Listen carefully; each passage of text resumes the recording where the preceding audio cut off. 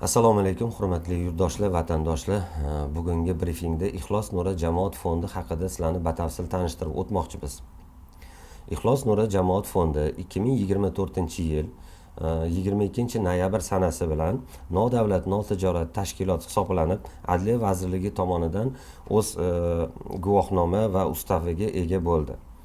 Fondimiz asoschilari Delta Max kompaniyasi rahbari Tohirov Shomurodov Meliyevich hamda Ixlos klinika rahbariyati Tohirov Baxtiyor Shomurodovich hisoblanadi. Fondning maqsad va vazifalari: kam ta'minlangan oilalar, nogironligi bo'lgan shaxslarning tibbiy davolanishi hamda ularning jarrohlik amaliyoti xarajatlarini qoplash uchun xayriya mablag'larini yig'ish va maqsadli sarflashdan iborat.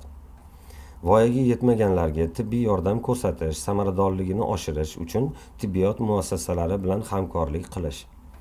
Yoshlar va bolalarga tibbiy reabilitatsiya xizmatlaridan foydalanishda qulay sharoitlar yaratishga ko'maklashish. Xalqaro tashkilotlar bilan hamkorlik qilish.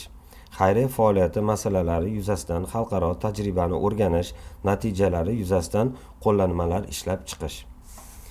Katta yurak kichik hayotni o'zgartirishga qodir shiori ostida fondimiz o'z faoliyatini boshladi. Boshlaganimizga ko'p vaqt bo'lmaganiga qaramay, o'z ustavida belgilangan maqsad, vazifalarga muvofiq ayrim ishlarni amalga oshirishga ulgurdik. Xususan, Toshkent viloyati Bo'stonliq tumanida istiqomat qiluvchi 5 yoshlik Sultonboyev Amirning ko'z jarrohlik amaliyoti o'tkazib berildi.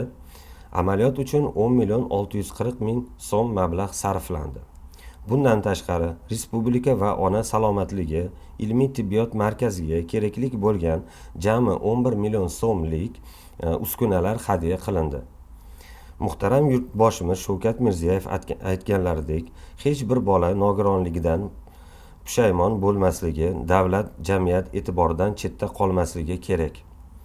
Shu bois ham fond o'z oldiga mamlakatimizdagi kam ta'minlangan, yordamga muhtoj oila farzandlarining jarrohlik amaliyotlarini o'tkazib berishning eng oliy maqsad qilib qo'ygan.